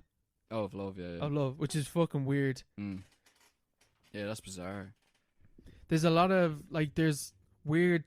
I don't know if Satoshi Kon, like, he must have known about this story. Yeah. Because there's weird ties between the two. Definitely. And how Ricardo Lopez like was really obsessive over it. But again, it is that idea of like, imagine like what was the whole thing was like he wanted to kill Bjork so that he could be with her forever, because he wanted to then kill himself. Yeah. And then they would be together. Yeah. That's crazy stuff. Like it is fucking crazy. Yeah. It's like, if I can't have you, no one can. It's literally a cliche, you know. There's actually irony to the story as well. Why? couple of days after he killed himself, Goldie and Bjork separate. They weren't together anymore. And she wrote back to him, was like, Ricardo, sorry, bro. I want to start something. I want to start something off. He just killed himself. But it's scary. It's weird. It's weird. Did you see the video? I watched it. I saw clips of him. Yeah, it's really his really face is all painted and stuff. It's and like, even he looks like a monster. Like he does, and like he's like talking like tongues nearly in like different voices, and there's a bit where like he like pulls his like his cheeks and his eyes close together, and he's like, "I'm a monster" and stuff like that. Like he was just crazy. He was crazy. He was a very mentally unwell person that was completely left alone. This guy wasn't in great shape, to be honest. No, not at all. Yeah, he was the Joker. He was the Joker. This is what happens when you leave a fucking mentally insane person, man. You know what happens? You get what you deserve. Actually, the Joker, stuff like the Joker is actually sort of tangentially ties. Yeah. Like the screens and TV screens. Even the bit in the Joker tie into that so much. Even the bit in the Joker where, what's Robert De Niro? Murray Franklin, yeah. Murray is not what Arthur Fletch thinks he is. Exactly. And then when he meets him in real life, he's so disappointed he kills him. Yeah, there's so much to expand there. Like, even the way when he first has a gun, he's watching a film about the war or something, and there's like guns going off, and he's like, it's like everything he does is like anticipated by what he sees on the screen. Yeah. Even the way like he's miserable about his life because in his imagination, he's a famous comedian, or he should be a famous comedian on TV. Yes. But instead he's just living in this fucking flat with his ma, and he's nothing going for him at all. He's just fucked. He's mentally ill, and he's getting no help from anyone. And that's what happens when you leave a mentally ill person alone. The way you mean, like, the line's so blatant, on the nose, it's like, it's just the message of the movie, yeah. But even the screens, after it cuts away from the studio and it's panning back through the control room. Yes. And there's like all the screens playing the video of Murray being killed. Yeah. It's like 50 screens just playing. Like the Joker has ascended, or what's his name, Arthur Fleck has ascended to this realm. Yeah, in the same way that John Hinckley Jr. or whatever, and Ricardo Lopez and all these ascended to this sort of like this next level of representation where they're united with their heroes eventually in like this sort of projection that doesn't actually exist in the real world, but it means something to them because that's all they ever knew, Yeah. That's all that ever meant anything to them. Do you know the story of the guy who killed John Lennon? Which one? Which story? The truth? Do you know the truth? The truth. It's the CIA, bro. No, the guy, Mark David Chapman. He was like a massive Lennon fan. Yeah. And there's a Catcher in the Rye. Yeah, that's the thing. Yeah, he read it. He was inspired apparently by Catcher in the Rye, which is like on the first page. Something about killing John Lennon, which is pretty. It's like, how is that published? How the fuck did you read that far into it? Yeah. It's obviously you read. I just read the first page. Like, yeah. Well, I don't know. It's about phone. I can't. Phonies. I read Catching the Rye. I can't remember anything about it. I don't know. But like, it's something about Catching the Rye. He was inspired by a book, and then he was a massive John Lennon fan, but he was also a massive Christian. And like, there's the whole thing about the Beatles going, "Oh, we're bigger than Jesus." Oh yeah. And John Lennon goes on and like takes it to a different level, and he's writing about like communism and shit, like Imagine, and like the song God and stuff like that, which are all very like anti, I don't know, American Christianity anyway. And he's dedicated to God, but he's also dedicated to this idol. Yeah. But God says, do not worship false idols or whatever. Yeah. So he's almost taking himself down with his own idol. When he goes out, he planned it a few times to go out and kill John Lennon, but I think he pussied out or whatever. And at the last time he did it, he was like, he met him outside his hotel. That's so weird. There's a picture of him, John Lennon and Mark David Chapman, and Lennon's like signing his like double fantasy album. He's like signing his latest album, which was just released like a week before or whatever. And it was like 2 hours before he was killed, because he went out and then he came back, and as he was coming back, your man shot him in the back. Jesus, I didn't know how he was killed or anything. Yeah, there's an image of him signing an album for his killer, who would kill him 2 hours later. What it's crazy. The fuck? But the fact it's an image of like this worshipper and the idol, and like the fanatic and like the heretic Yeah. sort of colliding at the same time. Yeah, there's so much in it's that. so weird. Yeah, the image of like these, like, that's fucking crazy. It's a weird story. I didn't know about that. That's fucking mental. Yeah. He's still alive as well. He got denied parole, I think 2 months ago, like for the 40th time or something. He's like, never getting out, though. Yeah. All those Beatle fans, you know, they're not letting him out. Yeah, that's the thing. Like, their reasoning for not letting him out is because he'd probably get attacked or he'd get killed himself. It's more for his own safety. Oh, 100% he would. You know? Oh, 100% he would. Definitely, yeah. All them stories is just like... There's so many cases of it as well. Like, this is like, as well, like, I think, like, you know the way that you were talking about, like, how, like, 2 weeks ago, you were talking about, like, how Children of Men was, like, ahead of its time. I think, right, Perfect Blue is a tale that will always be relevant. Yeah. It always will be. Especially now. Now. From now on. It's a film that, like, talks about idolization and the fears and the horror of doing that. And the for both people, the like alienation, the alienation involved in it. The idol almost is like independent of the idolized. Yeah, it's like something else altogether. Even the idea of like, you know, was it last week they were talking about like people saying things online just trying to become famous? Yeah. People think they're a character in a movie. This is the fucking. That's what this it is the ramifications of that. Yeah, like you can become this figure that people idolize. But what they perceive you as isn't actually you. Yeah, you've no control over it. You've no control over it. It's something else altogether, you know. It's not you. Yeah. Identity comes from other people. Yeah, exactly, yeah. Like, that's the whole thing. The worst part about it. The worst part about it, like... the terror of being perceived. Yeah. You know? It's you're authentic. And even, like, I remember I was listening to, like, Russell Brand talking about... he was talking to someone, I can't remember who the fuck he was talking about, but anyway, he was talking about how... he was talking about, like, imposter syndrome. And how, like, this is, like, Mima experiences a very severe case of imposter syndrome. To the point where she completely fucking loses herself. But he was talking about how, like, your authentic self will always trump the imposter. So, the whole thing, like, if Mima potentially didn't do all the shit that she did to, like, destroy her identity, and she stuck true to who she was, she would have came out alright, and people would have accepted her. However, Mima doesn't know who the fuck she was to begin with in this fucking film, and I feel like most people don't know who the fuck they are because social media fucking rips it apart. That's how you live in a mediated age. Everything you perceive, like we've grown up past like 3-4 generations. I don't know who I am, Mark. Well, like everyone's grown up watching TV. You watch TV, everyone's watching screens and stuff like that.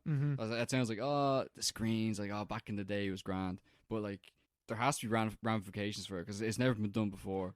Where people watch screens so much, things that, like, don't actually exist in real life. Yeah. And you can't escape it. That's sort of, I think, the message of Perfect Blue. Because you're mediated basically from birth. And there's no authentic self because your authentic self is, like, distributed around in the different parts of you that are, like, mediated by, like, TV and like I don't know, Instagram and Twitter and like you know, whatever social media you have, you know, like it's integral to who we are, the media. And even now, like we're seeing, like there's a whole kind of worms and not fucking arse like properly cracking open here. Like the whole thing as well, that especially now, like social media is run by companies that like and like how we perceive ourselves and how we perceive others is being controlled by corporations. The algorithm, the algorithm has taken control of how people perceive you. And like because your identity comes from other people, your identity is being controlled by the algorithm, which is fucked. Which isn't great anyway. No. Man, my algorithm, oh my god. My algorithm's so bad. My algorithm's the fucking worst. I don't know how to fix it. I watched a video of some Asian guy talking about books, and that's all I get recommended now. This is one guy. Oh, fuck. But yeah, do you want to take a break and we go on to some listener questions? Yeah, grand. And now on to listener questions, the most anticipated round of the podcast. If you want to ask us a question, give us any feedback, abuse, love, questions. Tell us what's wrong with the podcast, please, so we can improve on it. Tell us where to fix things up.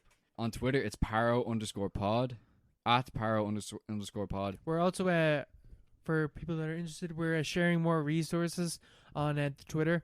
like providing links to books and like videos about certain things that we're talking about that go more in depth on things that we talk about. It's like DLC, like. Yeah. Yeah, the DLC content is for free on the Twitter. Like we shared the capitalist realism book that we went through. Yeah, that's a must read on the Twitter. Very a free PDF file of it, so go check that out. And then on Instagram, it's at Paropod. And then if you're one of our elderly listeners, you can contact us at theparopod@gmail.com. So yeah, I might try and like. Might change our names on every social media so they all link up, maybe, because it's 3 different things. Yeah. Well, like, how is the is just Paropod available on Twitter? No, it's not. Well, you can't change your email, like. Yeah, but we can change to the Paropod on everything. Nah. But we're Paropod. We're not Paropod. Yeah, the Paropod. There could be more than one Paropod. You know? Yeah.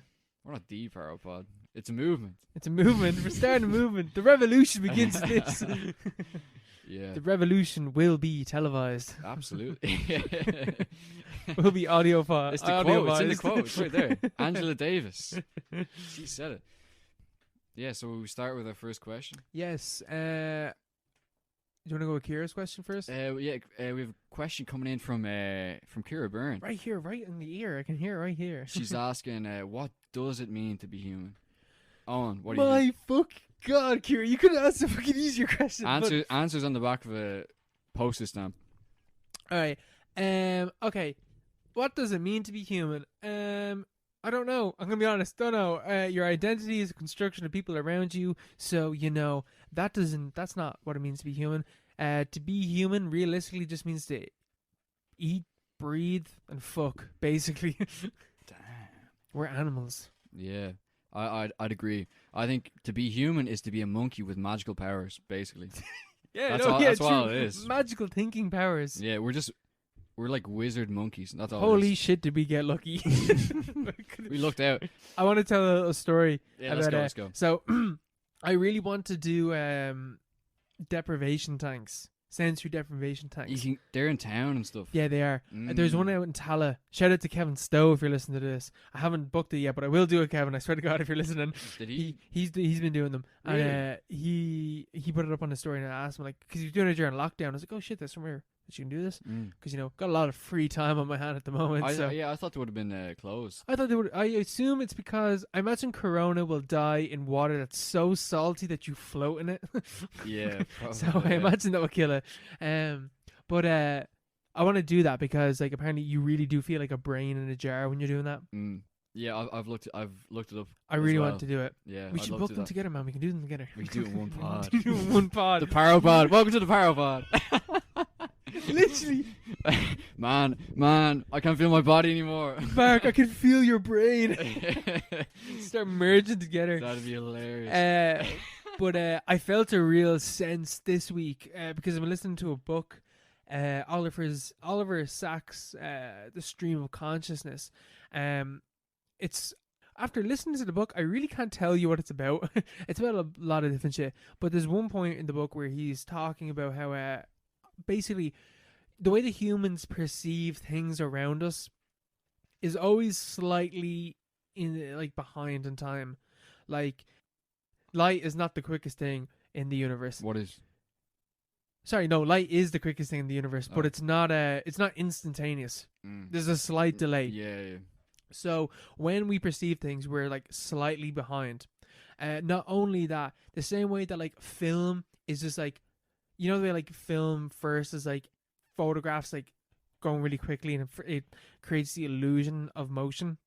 The same thing do we experience. Like, we perceive things in like frames per like however many frames per second, but we perceive things in frames per second. And when I heard that, I was like, okay, so what I see isn't exactly real. So but I was thinking like, I have never felt more like a fucking brain and a fucking like sack of flesh before, which kind of makes me believe that potentially maybe there is a thing of a spirit or something, because because like there has I mean, especially like because I've been going to the gym a lot more because the lockdown got fuck all else to be doing, and like when you're like when you're lifting weights or whatever, your body kind of gives up at certain stages, but you don't really feel like your body should be doing that. It's like your body acting against you. You know what I mean? So it's like your brain is like, no, you can do this, but your body's like, no, you can't. It's like this body is failing me. You're not your body. You're not your body. Yeah. Which is such a weird. So what are you? Yeah, exactly. Like this is the ultimate question. Like if you're not a body, what is it to be a human? Ever hear those stories about people that they get like heart transplants and they like their personality changes? Yes. And the changed personality is like similar to the personality of the person beforehand that had the heart. That donated it to them. It's just like weird stuff. It's like weird. That, Did you ever like muscle memory and stuff, like the fact that like muscles remember how to do things. Like how do they remember that? Yeah. Like how do muscles don't have brains? Even like, how do they do that? Even there's cases of people getting concussions and then they wake up and they're speaking in a different. Some people speak in a different accent. Some people speak in a different language. Yeah. You ever heard shit like that? That just sounds like I can't.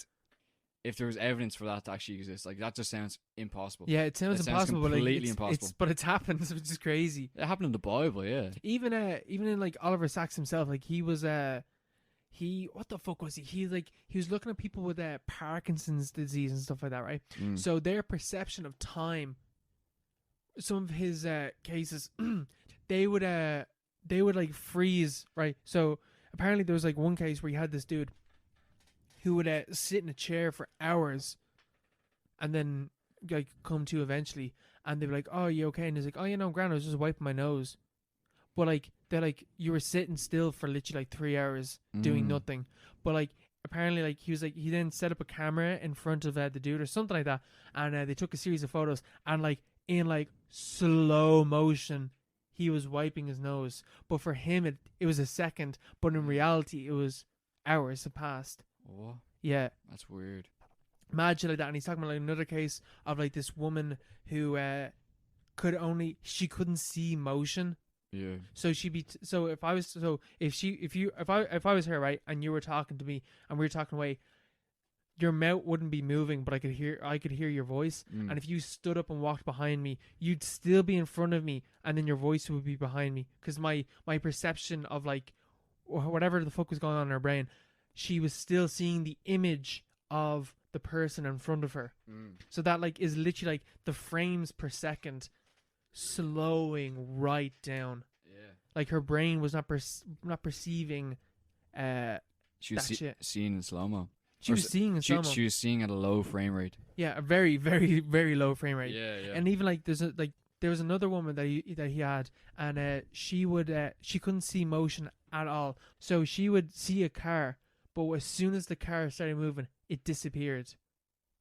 And then when it stopped, it appeared.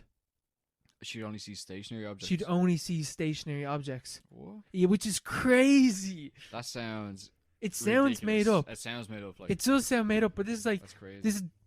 Man, I should probably look into Oliver Sacks. I don't know. This could all be bollocks, but like. No. Like you never know. You know. Like how would people who have like those sorts of brain disease, like what was? How did Joe Biden and Donald Trump perceive last night? You know.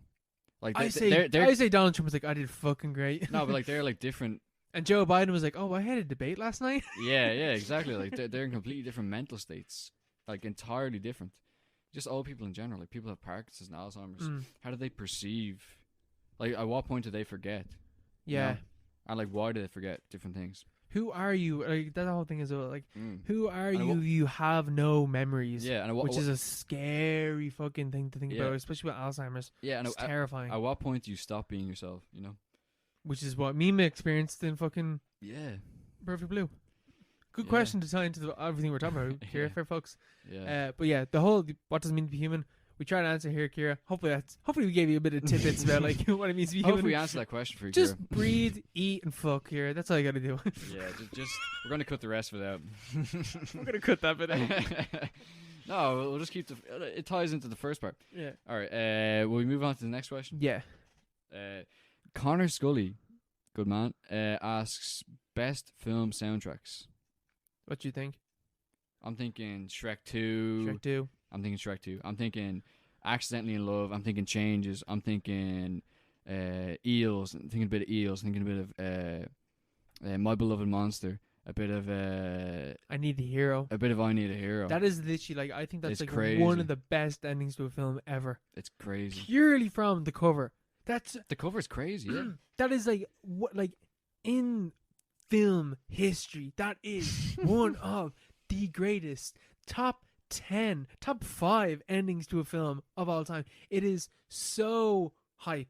It's so it's infectious. It's infectious and it's Yeah. exciting. Yeah. You got Mongo, which is Mongo, a ridiculous name, it's but hilarious, Mongo hilarious. coming in is like, be good. He's like, no, Ginger. It's so like, you just feel like you're part of the siege, you know. Easily one of the best sequels ever made, ever. Oh, 100%. By far, like it's better than the first movie. But film soundtracks, I think Pulp Fiction is also a shout. Yeah. Pulp Fiction, Quentin Tarantino. Quentin Tarantino, we ripped into him last episode, but we've trashed him before, but he has good music taste. You know? My God, does he? His films always have great soundtracks. Yeah, always definitely, have great They soundtracks. have a great like the musicality to it.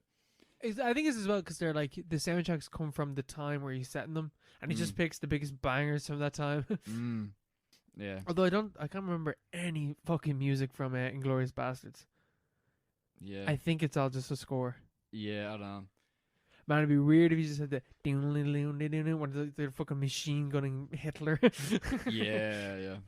I don't think it would work tonally with that film, so I don't think there is one. Or like Hateful Eight as well, but like Pulp Fiction, Reservoir Dogs, Kill Bill. Yeah, Reservoir 1 and Dogs. 2. Like what was it? Steelers Wheel, Stuck in the Middle with You, like for the ear cutting scene. Yeah. Iconic stuff. Oh, like, yeah. like it's such a big fucking perfect. Such a big part of film is audio, and like when you get audio or like the score right with the scene, it's like it makes it iconic. It can make it, you know? Especially, I remember hearing before how audio, like music itself, can like create the emotion in a scene. Like some people are like, oh yeah, this scene is amazing, but it's really only amazing because the music is so good, and how like music can like create the emotion within a scene. And a lot of people critique films because of that, because they're like, oh yeah, it's good, it's like it's an alright scene, but the music really makes it. I think that's why like directors like Michel Haneke, who doesn't use music in his films, is like so effective, because like it is literally just like the images on screen or what causes the emotion. Sure, that's what happens in Children of Men. For the first half, you have they play like songs from the time, like early 2000s hits, like songs that everyone sort of knows. And Ruby Tuesday is like a motif in the film, like by the Rolling Stones.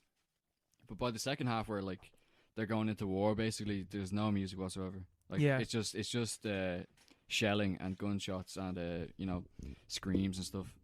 But I think audio is key. I think music is absolutely key. In terms of my choices, I haven't watched it, but Apocalypse Now is an iconic soundtrack.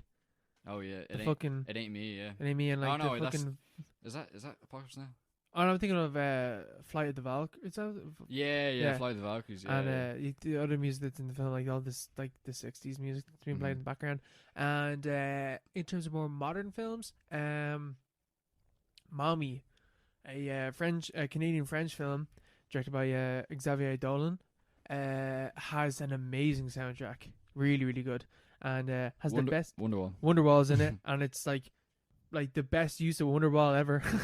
It's so good, and it's like a pivotal moment in the film, and Wonderwall kind of makes it because you get that nostalgic feeling from the scene itself, and it's very, very good. Coming in for our third question, we got Luke. Shout out to Luke for all the animation. For anyone wondering, Luke is the one that does the logo, the header on Twitter. He made all the animations that you see, the podcast cover photos, everything, all forms of images except for the film recommendations that myself and Mark make for our reminders. Everything else is Luke. Luke asks movies that have influenced GTA games. Now, Mark, I know that you don't know much about this, do you? I don't know anything about this. So I'm a noob. So Grand Theft Auto or Rockstar as a whole, I am not 100% sure, but I'm gonna go ahead and say this anyway, that Rockstar are like the most profitable game developers in the world. Isn't GTA 5 is the first video game to gross over $1 billion? Wasn't Yeah. it? Yeah. It's insane. It's like Avatar kind of They make kind of money, insane, like Titanic, like insane amount of money. But every you can excuse me, you can literally see where every single Rockstar game is like directly influenced by films. So running through them, GTA 3 is Goodfellas. San Andreas is like Boys in the Hood, and like every other like gangster hood films. Vice City is Scarface, and the kind of like Miami gangster films. GTA 4, had to look this up, didn't know this. This is like Behind Enemy Lines. I have no idea, but apparently it is. I've never heard of that movie. I've never heard of this film. It's got Owen Wilson in it, and Gene Hackman. Don't know what the fuck that is, but apparently it has to do with that. And then GTA 5 is Heat, and like the Liberty City DLC for GTA 4 is also like directly influenced by the films around it. And in terms of like Red Dead Redemption, it's just Western films that they took influence from. The Hauser brothers are the ones that run Rockstar, and they write all the games. And basically all that they do is they take their favorite films and just stick them into games, which makes for incredibly enjoyable games. But in terms of actual video game story writing, I don't think it's very interesting. I think that the GTA games are like really fun, they're cool or whatever, but they limit the potential of video games. Really? I think same way that we have like we were talking about earlier, like the animation not being used to its full potential. I don't think video games is being used to its full potential. Like the whole question, like our video games are, is complete and utter fucking bollocks, because obviously they fucking are. They incorporate architecture, acting, story writing, sorry, itching my face, music, cinematography, everything that's involved in any other art form is in video games. Paintings are in video games. Everything, right? So I think that like the idea of you limit what video games can be when you like base them off films. I think it makes them more entertaining, more enjoyable to play. Like GTA 5 and San Andreas are fucking incredible. They're so much fun. But in terms of the medium of video games, they can be quite limiting, I think. Do you think movies that are based on like plays and novels are the same thing, or is that different? Or do you think it's a different sort of adaptation, maybe? I think it's a kind of different adaptation, because with films, like when it's a play, it's just like dialogue and acting. But with films, you have camera angles, you have music that can be thrown in more effectively. Yeah. You can like close-ups and stuff like that. Like you can engage more with certain aspects of a play that's not available to an actual play. You can interpret it more. Yeah, you can interpret it more, and you can like create like there's not like you can't have like CGI in a fucking play. You know what I mean? Yeah. Like that's not possible and stuff like that. So there's like stuff that you can add in. But with video games, or when they're basing their stories directly off films, it can be very limiting, because it's just the story, and you can't really add it. Like you can't add a visual layer to it. Yeah, because you're just basing it off whatever, because the visuals are already there for you to base it off. They're already done. Yeah. So I think I think Silent Hill 2, which I talked about just earlier, is like video games being used as an artistic medium, and it's so effective, and I think it's incredible. It's an incredible piece of horror that I think everyone should try and dig out. If you want to play Silent Hill 2, hit me up, bro. I got a fucking PS2 and I got a copy of it, so 1v1 me. But GTA, it's like very, very interesting how the Hauser brothers create their games and write them, especially. Although I think like I haven't played it yet, but Red Dead Redemption 2, they do like they stray away and they create like their own story kind of in GTA, or Red Dead Redemption 2. Yeah. They like do their own kind of thing with that, which is I like to see that. I like to see different stories within video games. But I love to see it.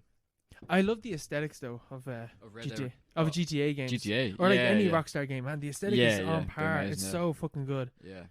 All of them are good games though. Vice City, San Andreas, all of them are good. It's not a bad one amongst them. Yeah, definitely. GTA 4 is a bit overrated, but whatever. Oh, dropped that bomb at the end. This question comes in from Tom. Any guilty pleasure films? Guilty pleasure films. All Will Ferrell films. Dodgeball. I love Dodgeball. Dodgeball's great. Dodgeball is so good. What do you think? I'm thinking the Twilight series. Oh shit! Obviously. Breaking Dawn's Breaking Dawn Part 2. Everyone should watch Breaking Dawn, like both parts. Everyone should watch Twilight. Well, like just the entire. No. Well, it's like 6 hours long. Like it's not that long. Realistically, it's like 10 hours. But you know, whatever. How long have you wasted scrolling through Instagram? That's the real question. That's very true. Spend that time watching Twilight. Utilize your time. Watch Twilight. Just that. Anyway, Resident Evil films. I think they're fucking so much fun. I think as well that another. See the term like guilty like there's not really like I have no guilt. All right, guilty pleasure. Anime, right? It's a sense of shame I get of enjoying anime because of the stigma around it. But I will defend anime. I will talk about how much I enjoy anime. I don't feel guilty over watching anime. Yeah, I don't. Honestly, I have to say I admire your dedication to anime because, like, I remember, like, you go on about like what was it, Hunter x Hunter? Oh man, that. But like, I'd never watched it, but like, whenever you see anime, it's so high quality that like. You understand what you're talking about when you're like, if you're like into a movie or a TV series, there's like, it's the same as like watching a Western movie. There's like there's like a prejudice there about it's the animation. It's the animation. Yeah. In the West, we're not used to adult themes for in the animation cartoon form. Yeah. But like fucking anime, anime is great. I fucking love it. There's so much problems in it, and I'm fully aware of. But, you know, I enjoy it. And I don't feel guilty over enjoying it. Obviously not. Like, why would you? Yeah, I don't understand the whole thing about guilty pleasures. Genuinely. Like, you just enjoy what you enjoy. Yeah. But there's some films that are shit that you... Like, loads will... Like, even Austin Powers. Austin Powers isn't that funny. Unless you, like watch the context and all. Or, like, if you're willing to, like, sit down and like, just, like, let yourself go, you know?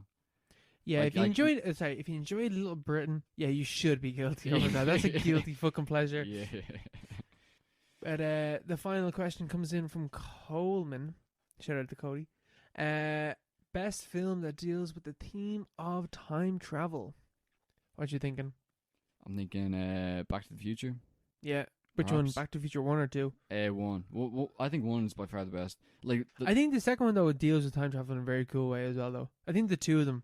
I haven't watched the third one. I think those two. The third one is untenable. It's just like it's not even worth defending. Like. It's terrible. I think the two of them are very, very good. And one especially. One's like iconic. It's incredible film. The first one is like acknowledged as one of the tightest scripts of all time. Like I was saying earlier, like every line that is said in that film matters at some point later on. Yeah. There's no fat. There's no extraneous bits to it. Everything is in there for a reason, and it's only like 90, 100 minutes long. It's not very. No, it's not a very long movie. And even the thing of like, it's like the grandfather paradox. Yeah. Where like, he's going back and he's changed something, so now he has to like rectify or else he won't exist anymore. Yeah. That's a really interesting theme within like time travel, because like, obviously we have no idea about time travel whatsoever. But you know, that's such an interesting way of looking at time travel. It is. It's like a complex thing to take on. And like that's why I was sort of like confused about Tenet when I watched Tenet. The fact that they take on the grandfather paradox. Yeah, they take on the grandfather paradox in the most stupid fucking way. No, but even the fact that they act as if it's this unknown thing, and they explain it in the movie. But everyone knows what it is. Everyone has seen Back to the Future, like everyone basically, or if they haven't seen it, they know what it's about. You know? It's one of those movies. It's like iconic, but they explain as if no one knows what it is, which is just stupid. But Tenet is so up its own hole. Yeah, it is. It's like I think it could be better. I think now I haven't seen it, but from what I've heard online, Primer is apparently an amazing time travel film. However, it is also one of the most confusing films ever made. So take that with a grain of salt. I tried watching it years ago and was completely lost. I had no idea what was going on, and it's a very low budget film as well. There's no special effects really in the film. It's just fuck all. It's super low budget. It's just like the story is very complex and confusing. But there is like a way of unraveling what's going on. What else? Like Butterfly Effect. Yeah, actually. Have you ever seen that? Yeah, with Ashton Kutcher. I haven't seen it, but go on. Is Well, it like, in use or what? He It's like a small change. it's Fucking- yeah. That episode of The Simpsons with the toaster. Yeah, that's a great. That's great. That's actually worth mentioning. That's a great fucking use of like the butterfly effect, like the smallest changes. I'm thinking Harry Potter and the Prisoner of Azkaban. Oh yes. That's pretty cool. That is cool. That's a cool Time example travel. of time travel. Yeah. Why did they not use that more in Harry Potter? Harry Potter is just retarded. It doesn't make any sense. They just. They had this thing. Why did they not go back and just kill Voldemort when he's a baby? Yeah. they have a killing spell and they never use it. I don't know. There's like a whole thing about it. Like Harry Potter's most is like the Joe Biden of fucking of fiction. Yeah, of fiction movies. It's like I don't care if they're gonna steal the election. We're gonna play by the rules, you know. It's like just go Even back. Though Voldemort's gonna kill everyone. Yeah, just go back and kill Voldemort. Like just do it, you know. Anyway, besides that as well, there's something. Oh, fucking that Futurama episode. You know the grandfather paradox in that one. He goes back and he accidentally kills his granddad, but then he fucks his grandma and he becomes his own granddad. How does that work? Would that make you? Well, Fry is like a bit fucking stupid. Yeah, maybe. Yeah. But then he has the professor as his nephew. Yeah, he's his nephew. Or something, he's his nephew because he's so old or something. That means that like Fry is his dad's dad. Or his mom's dad. Yeah, he's his dad's dad, isn't it? Oh man, that's fucked. Yeah.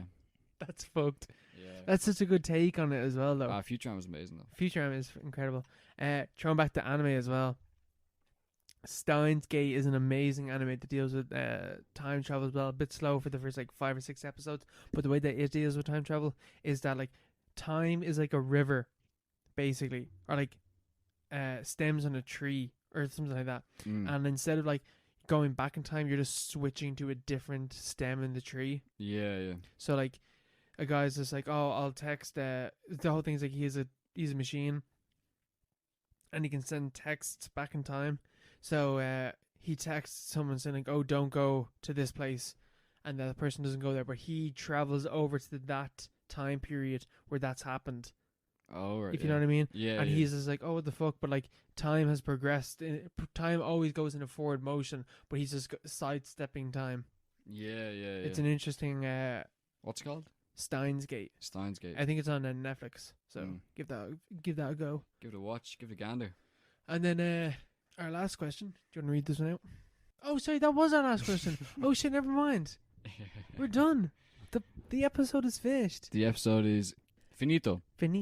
Yeah. One more thing. You have to give your film recommendation. Shit, almost forgot. My film recommendation for 2 weeks from now. So that'll be the 26th of October. Yes. Our Halloween special. So tune in. There's going to be a lot of crazy sort of seasonal vibes. I'm recommending the film Trick or Treat. It's an anthology movie. Features loads of different stories. Sort of tied around one like little pumpkin. One night. Yeah, one night. Yeah, Halloween. So it's a seasonal movie. It's scary. It's good quality, sort of independent movie as well. Give it a watch. We'll all watch along, and we can get through it together. Thank you very much for listening. We'll be back next week for a bunch of listener questions and just random bullshit, basically. Absolutely. Good night and goodbye. Bye-bye.